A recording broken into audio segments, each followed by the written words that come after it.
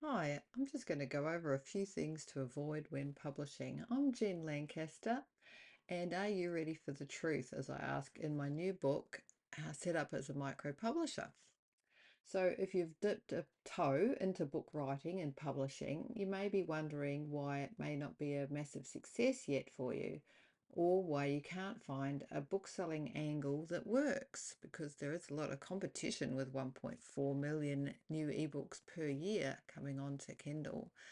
Um, so, if you're writing a non-fiction book, well, there's a lot of creative things you can do to market your book, but these are the problems that I see.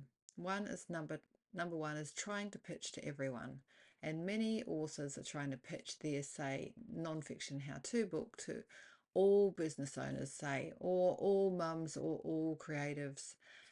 So there's definitely a more defined audience that you can find out, that will definitely resonate with your book in particular and with the level that they're at in their journey through life. So when you've got down to the level of, say, freelance creatives who want to grow an agency, then you're at the right level to write a book that's going to sell straight to them. Number two problem is regurgitating blog content without trying to bring it all together under a theme. So there's a lot of tips here, but I won't go into it too deeply.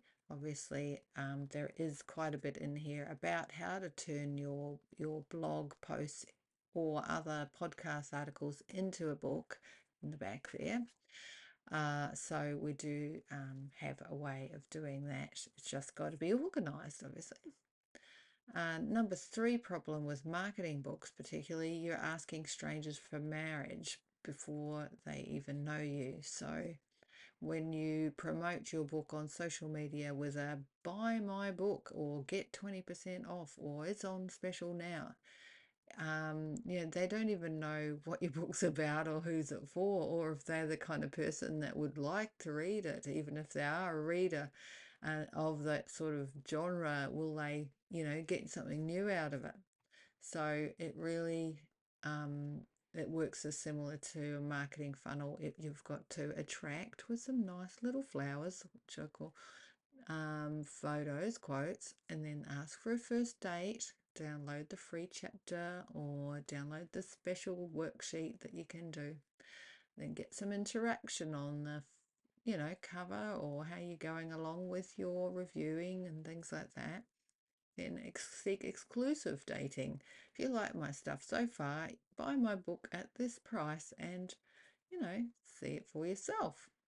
And then maybe you can get them to marry you and consult for them. So, but that's really far down the track, isn't it? Another problem is advertising your book via social media marketing. And so just spending a lot of money on advertising and not doing those other things. So you might want to try press releases first, or getting onto the places where you can do newsletter, to, quid pro quo newsletter swaps and things. So that might be better than social media marketing. And if you don't have a big audience already, advertising on Facebook or Instagram might be a waste. And Amazon ads, um, obviously you've got to know what you're doing, and then you might be able to get a return. And there's a lot of tips in my book about getting a return on advertising as well as publishing. Another problem there might be is inconsistent effort. So avoid to wait until after you launch your book to do your marketing. There's so many things you can do for promotion before you launch it and as you launch it. There's about 10 things I say in that month of launch that you need to be focused on, like creating content, trying to get guest spots on a podcast, do that press release, as I mentioned, and try to find a couple of local media suppliers.